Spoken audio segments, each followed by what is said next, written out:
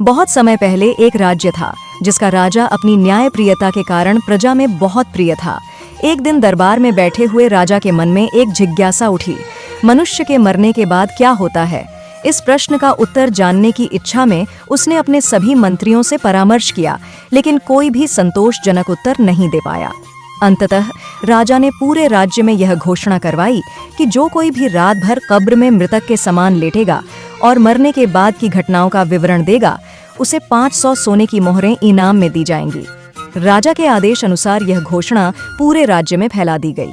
अब सवाल यह था कि कौन स्वस्थ व्यक्ति इस जोखिम को उठाएगा।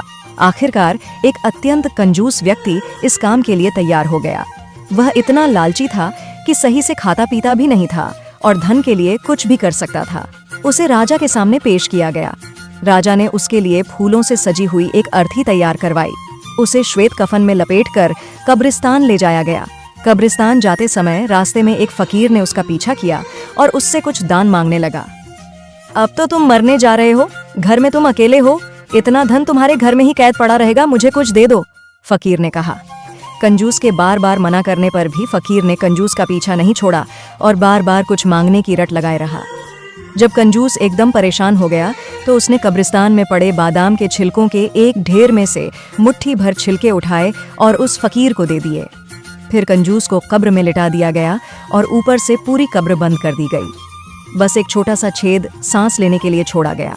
रात होते ही एक सांप ने उस छेद से अंदर घुसने का प्रयास किया। यह देखकर कंजूस का दिल दहल उठा, पर जैसे ही सांप ने घुसने का प्रयास किया, छिलकों ने आड़ बनकर उसे रोक दिया। सुबह होते ही राजा के नौकर कब्रिस्तान आए और जल्दी से कब्र को खोदकर कंजूस को बाहर निकाला। वे उसे राजा के पास ले गए ताकि वह मरने के बाद का हाल सुनाए। कंजूस ने नौकरों की एक भी बात नहीं सुनी और सीधा अपने घर चला गया। वहां पहुंचकर उसने अपनी सारी धन संपत्ति गरीबों में बांट दी। इस अचानक आए परिवर्तन को देखकर लोग अचंभित रह गए और कई सवाल उठने लगे। अंततः कंजूस को राजा के दरबार में प्रस्तुत किया गया। उसने पूरी रात की घटना, सांप और छिलकों के संघर्ष की कहानी सुनाई और कहा, महाराज, मरने के बाद सबसे महत्वपूर्ण चीज दान ही होती है। दान करना सभी धर्मों में सर्वोपरि है। इस प्रकार कंजूस ने अपने जीवन की सबसे महत्वपूर्ण सीख सिखाई, दान की महिमा। दोस्तों, कहानी पसंद आई हो तो एक लाइक और अपने दोस्तों से शेयर करना मत भूलना।